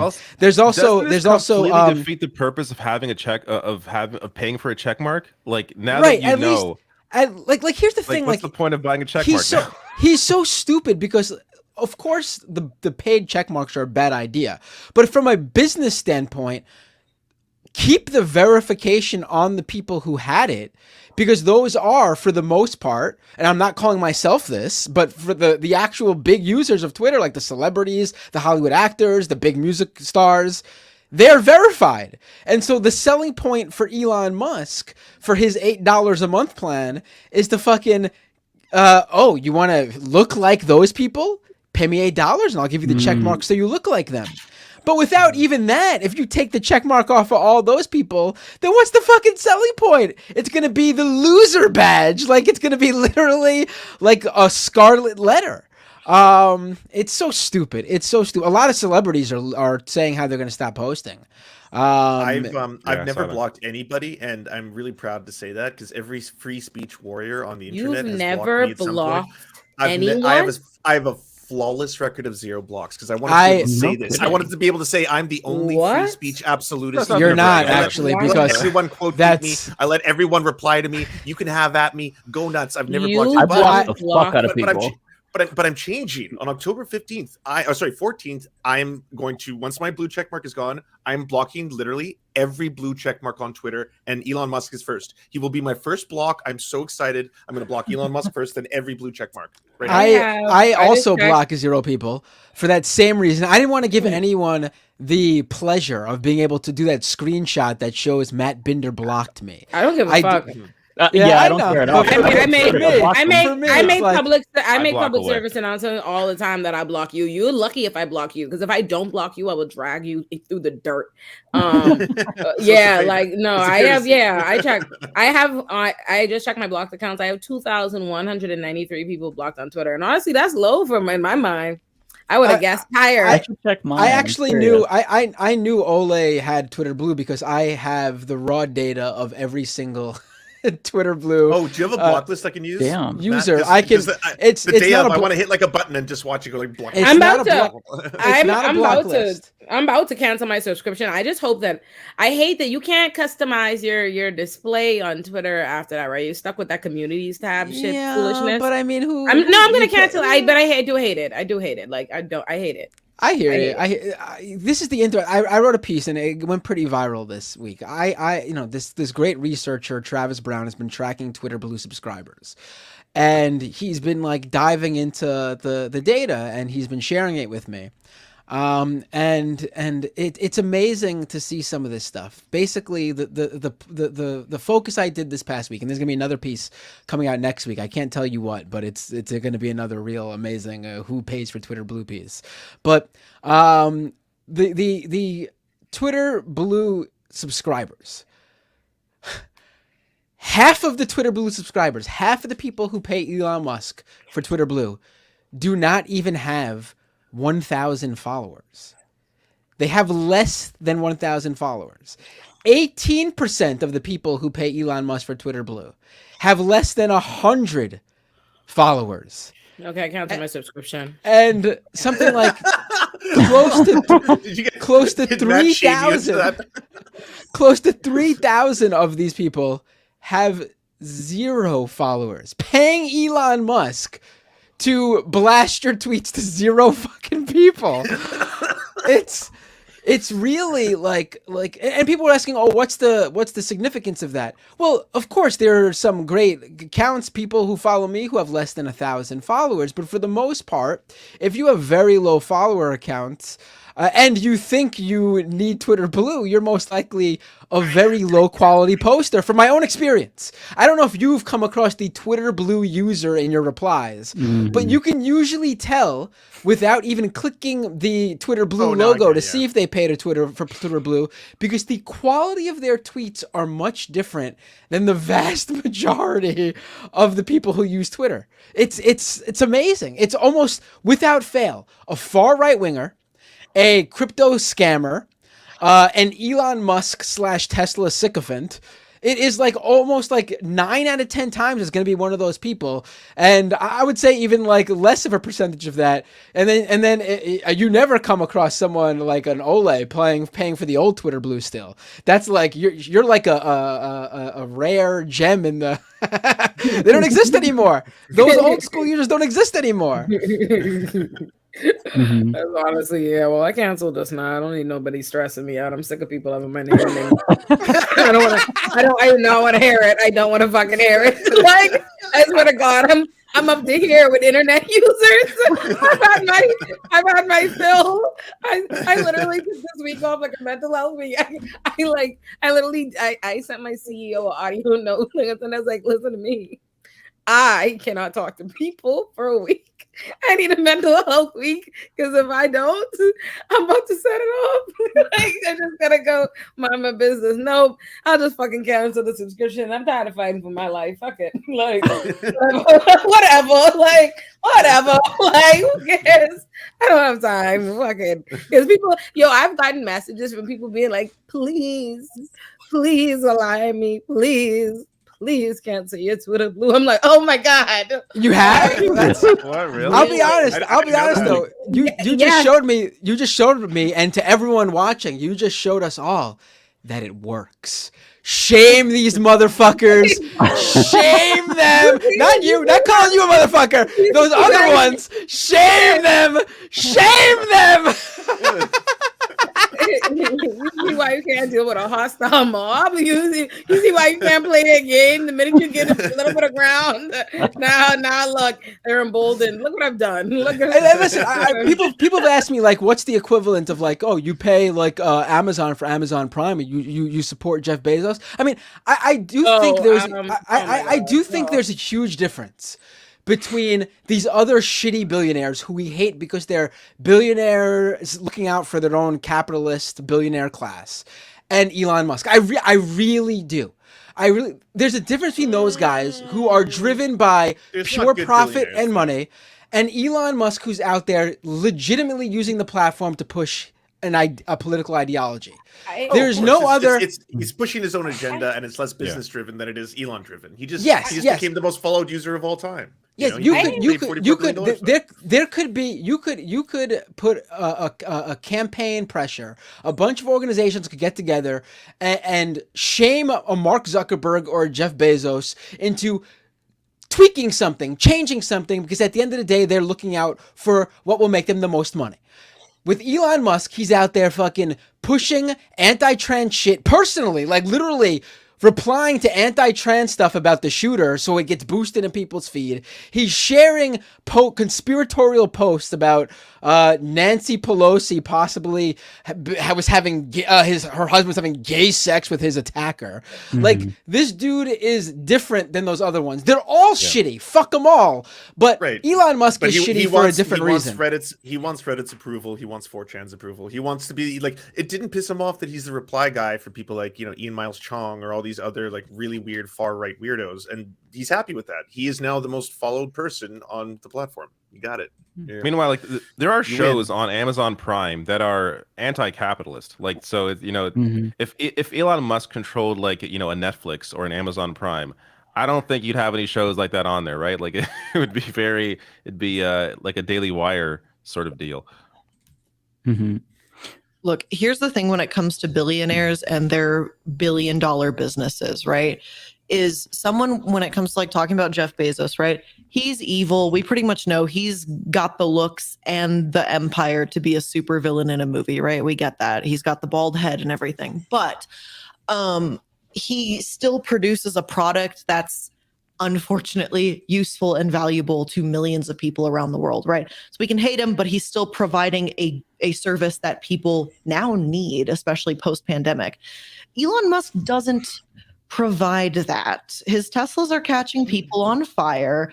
His Boring Company, I think, is releasing toxins into the environment. And it's hurt public transit. Like that was his goal, was to stop public transit projects. The death holes. Yeah, and now he bought Twitter, which is a company he overvalued, and now he's crying and sucking his fucking thumb, waiting for people to suck his dick because he overvalued this company and now it's losing money. He's like, oh, it hurts my. He's hurting. It's like a Pokemon. It hurt itself in confusion. So I don't care. He doesn't provide any benefit to society. He's just a fucking cockroach. I hope I get banned for that. You're a cockroach, Elon. I mean, yeah, I mean that's even if you want to take the political element out of it, which you shouldn't, but even if you to reach out to normies who aren't in our bubble, like you said, like there are a number of companies out there who you sometimes have to do the trade-off of, are they actually providing me with a service that helps my life in some way, or makes my life easier in some way so I can, do what I do. And Elon Musk is not providing that service. In fact, he's made the platform worse and rolled out this subscription service basically as a help bail me out for my bullshit type deal. Like, it's and listen, if you want to see Twitter get better, there will be no better way than to make this guy lose as much money as possible, so he's got no choice but to get rid of it in a fire sale and get it in someone else's hands, quite honestly. I got to admit, like when he first bought it, I didn't think he would do much to change it, because I figured this guy wants to make money, right? Like, why would he just destroy the platform and lose all of its value? Why would he do that? But that's exactly what he did. Like, it's either intentional. Maybe he sees Twitter as, I don't think he's even thinking that far, but maybe he sees Twitter as like somehow a benefit to the left and spreading ideas. But I just think he's just a moron. Like, he really wants approval from certain groups in society. And that's what he's chasing. Yeah, I mean, I overestimated his intelligence for sure. I always thought he was a dumbass, but I thought, he wants to make money. So, of course, he's not going to make substantial changes that fundamentally alter the way that Twitter functions. I was proven wrong, too, because, it keeps getting worse. I don't know if you guys... Happy, though. Yeah, I don't know if you guys use any third-party Twitter apps, but I had another story today. Basically... they rolled out their new API plan, which is basically what all the developers who create apps that use Twitter use to connect to Twitter. Like if you use an app that posts to Twitter, or if you use a service that pulls tweets so you could monitor your mentions or whatever. Basically, they rolled out a plan for these developers saying, okay, here, right now you could get for free. Twitter offers a free plan that lets them pull 2 million tweets a month. And then there's paid plans for beyond that, which has helped create this ecosystem of all these different Twitter apps. But now Elon is instituting a new plan where the free plan doesn't let you do anything like that. It lets you just run like a Twitter bot that just could tweet 1,000 times a month or something like that. But if you have an app, you basically have to sign up for $100 a month plan, which basically gives you only the ability to write like something like 1,000 or 2,000 tweets per month, which most of these apps are beyond, like, because they have multiple users, right? So just one user would probably do that. Imagine if you run an app that has like 1,000 users. And then if you're beyond that $100 per month plan, you have to then upgrade to the enterprise plan. Oh, how much is this upgrade? Maybe $100, $200 extra a month? No. The upgrade from the $100 plan for these developers is a $42,000 per month plan. $42,000 per month. All these indie developers who make like max maybe a couple $1,000s per month, if even that, are all announcing that like, fuck, my entire career that I've built, my job, I gotta close it down. I'm screwed. All these apps are closing because this guy is a moron and thinks that the sensible upgrade to a $100 plan, which is shit to begin with, is one that goes to a $42,000 per month plan. Like the equivalent to that is like, imagine you had you paid for like a dial-up internet, but with like your internet provider, and that was like $100 per month, and then you wanted to upgrade to like the cable cable subscription or something, and they're like, oh, that upgrade just gonna cost you $10,000 per month. Like, it just makes no sense to jump from that. He's a fucking like idiot, honestly. Like, how do you not, like, even from a business perspective of monetizing something that was free before, it doesn't even make sense. It doesn't make sense. Well, and let's talk about this whole not making sense thing too, just for a second, because the reality too with Elon is him purchasing Twitter and doing what he did to it shows two things. One, it shows that all of those business decisions, when it comes to like, we're talking about his past stuff with PayPal and stuff, how he didn't really create it. He just kind of happened to be at the right place at the right time with Daddy's Emerald money or whatever to invest into it.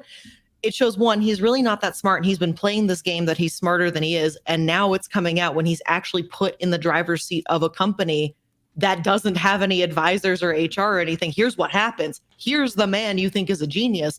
But two, this level of wealth inequality, being able to purchase a company for $44 billion, an amount of money most of us cannot even fathom what that means or what that looks like, and then squandering it in front of us it's rubbing the wealth inequality all in our faces. This level of gross misspending of finances, of money that none of us will ever even see in our lives. To lose $20 billion in a year, we don't even know what the fuck that means, honestly, okay? We know it's a lot of zeros. That's all we really know. Yeah. We can't quantify that. Our brains literally cannot do that.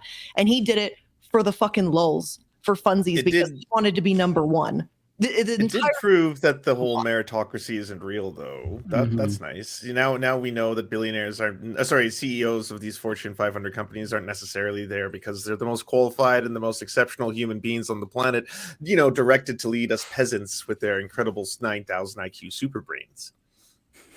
I think there's like 1,000 examples of like this not being a meritocracy. this endless. But this is the most striking, David. As a whole, the most striking. I contend the most striking. Yeah, actually, that. Well, and public. Fair enough. Yes. Are we still doing cancel uncancel, or is that a canceled segment? Yeah, let's do it. Let's do it. Because I know exactly who we're gonna uncancel today. Really? It's so obvious. All right. Who are we uncanceling? Donald J. Trump. Yeah, that's Wait, what? Cancel him again. I don't quite understand. No, I'm not canceling him. I'm uncanceling him. We're gonna uncancel Donald J. Trump. The man's getting indicted already. He could use a little help. He could use a lifeline. We're uncanceling that man. We're uncanceling that man. He's been through so much already. Let's uncancel him. Yeah, we're uncanceling that man. No. Oh, I like Jordan's comment. Uncancel David Pakman. Oh, so it was not Jordan. It was. Did you hear? Pakman should not be actually, I say we cancel Pakman, but not for that tweet. We just cancel him for his whole history of David Pakmanisms. David Pakmanisms. That's funny. I never have anyone to uncancel. Wasn't we supposed to get rid of this segment and start recommending? That's what we said we were going to do. We're going to start recommending people. It's way more wholesome. Yeah, we really suck at this, folks. We're filling up some bingo spaces again. messed up again. Sorry. Someone already guys. got bingo. Someone got bingo in my chat. Someone got a bingo. they? already? Yeah. Oh, congratulations. What happened? Nice. What was the final one that got you over the edge there? Yeah, we need to know. Limey's disgusted face at a thing that we said. Oh yeah, what I just said about Trump, right? Okay, makes sense. Yeah. I sort of gave you that one. That one was so obvious that what you were going to get out of that maybe people would think that you paid me under the that in their mind. you paid me under the table to win that bingo. Congratulations! You get a PS5. The God of War bundle. We'll be sending that to you next week. So look out for courtesy of Mike Figueredo, who will be spending apparently. the entirety of. Well, now we're talking about video games. That's another bingo. Oh shit! Yeah. Oh, there you go. More bingos happening. Did I mention I'm part native? We're so that on it? predictable. I love it.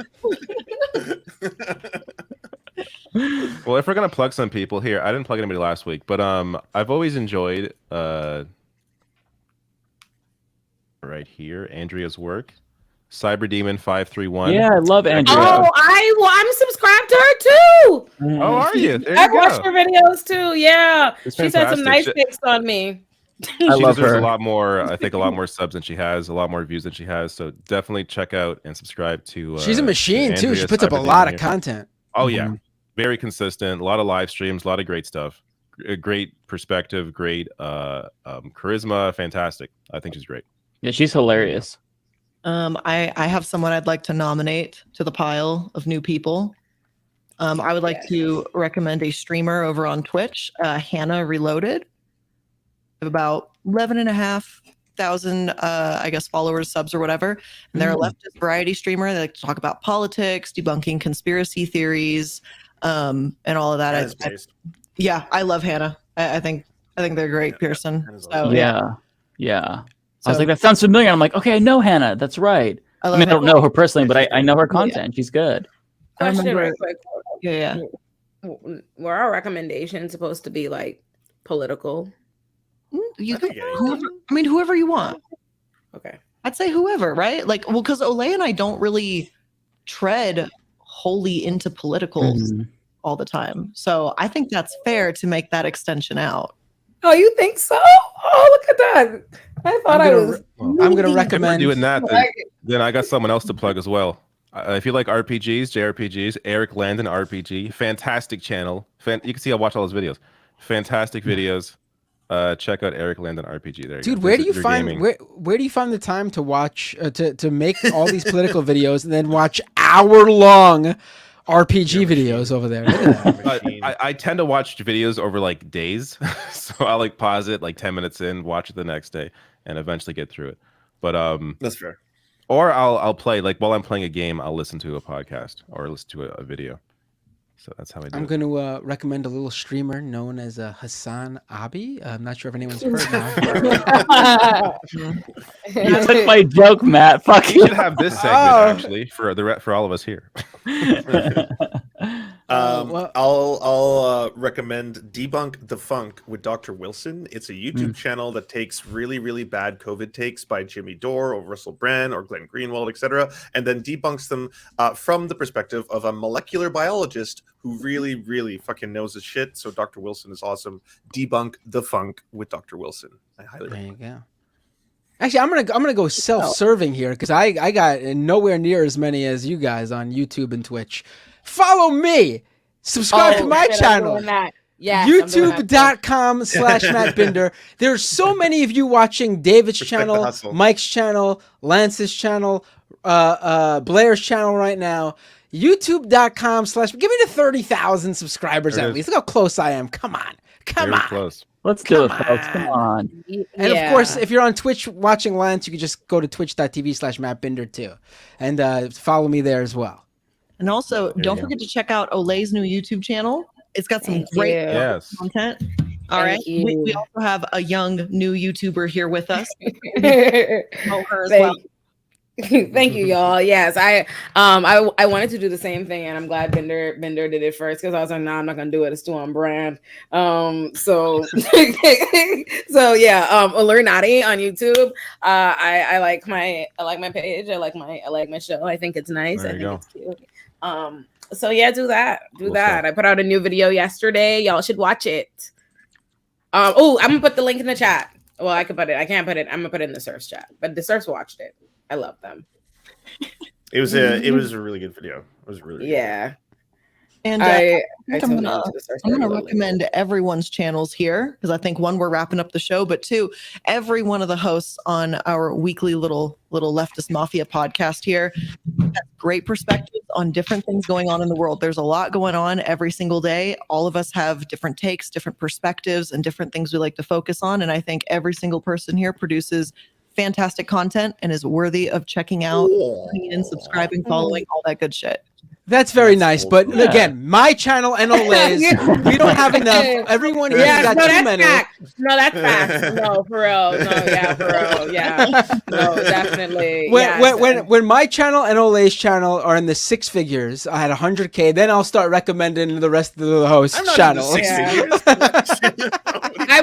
I told, by the way, Lance. These three are the. Like, you're not in that. You're upper five figures though. I'm not in the 100K club. I was going to plug myself because I have one new video on youtube.com/thesurfstv where I go through, and this is a comedy video, r/are the straights okay? It's if you haven't been there, it is a funny corner of the internet. Let me tell you, go to reddit.com/r/are the straights okay? And even straight people will love this. You don't have to be part of the rainbow. You'll have a great time. But oh my, is it wild. There is so much unhappiness in that Reddit thread. So many straight couples. Like, I don't know why you're together.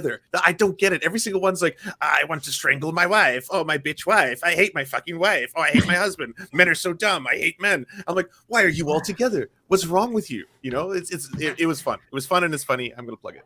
I told there you go. Lance, I saw you watching Foreign Man in a Foreign Lands video, and I sent it to him, and I was like, oh, this is my boy Lance, and he was like, oh, okay, since you say all right, we like him, and I was like, yes, we love Lance, he's an approved, we love the surf. Because I asked him for an interview, and he was very, very nice to me, and he was very, very friendly. But it's nice to know that now he's like, oh, okay, I've been vetted. I like. Oh, that's awesome. Foreign. His name is Peter. That's my real friend. We are from the same tiny island. That's my boy. He's awesome. He's so funny. Yeah, Foreign Man, Foreign Land is my boy. I got to give a shout out to somebody who's a little bit bigger, but is just still underrated. No, I got to. It's okay. It's Shark 300. Like, he is so fucking funny, and I think. Yeah, he just hit 100K, but like he should be at like Hassan level. Like the dude is so talented, really so insightful, so funny. So yeah, everybody go subscribe to Shark on Twitter and Twitch. His content is amazing. Like it's always must-watch content. Totally agree. And while you're there, be sure to go to twitch.tv/MattBinder as well and hit that. Illuminati. I think our videos are really fun. We really, we were pre-record. I think we're cute. I saw someone in the comments say the Habituation Room. Habituation Room is great with Francesca. I love it. I did I have a interview with her on that show. I like that show. I recommend that too. She does have a really good YouTube channel, and be sure to check that out at youtube.com/MattBinder. No, that's her channel. Yes. Illuminati. Yes. We're gonna have a great episode next Thursday. Thank you. All right, everybody. I guess we're calling. Oh, wait, someone in my chat just asked, what happened to RM Brown joining us every now and then? Didn't he want to do that? What happened to that? Oh, he's welcome anytime. I DM him often because I watch him in the morning. He's like my Good Morning America show because the music's so soothing and all the sound effects just like get me silly in the mornings. And yeah, he's good people. I'll message him. I'll bring him back on. Sounds good. I do feel like on a regular basis, 6 is like a good number because once we start packing more people on a consistent basis, it gets a little crazy. I will say that if I'm ever out or like someone else ever, I mean, he can replace me anytime I'm out, which may happen a little more in the future. I don't know. Oh, can we David's announcing his early exit from Leftist Mafia. My son was sick again the past week, and it was this past week. I barely slept for like 4 days. So whenever he gets sick, it's just like a disaster. But hopefully he's fine. I mean, he's fine now, but hopefully he's fine in the future. One of these weeks, we're going to take David into a back room. We got to show him something, and before you know it, he's just look over there. Just look over there.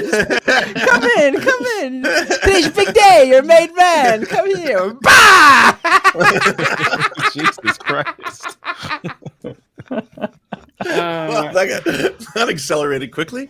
Yeah, holy crap. Now we're demonetized. Now RM Brown is in the family. Lance, do you keep streaming after we get off Leftist Mafia? No, I usually raid out to somebody. Yeah. Do you want it? The raid? What? Are you asking for the raid? Oh, I What said is I a raid raid? out afterwards. Oh, I send like my audience to someone else. Like I sent it to Mike. Oh. I think maybe to David. Oh, I was like, what? What raid? What are we talking about?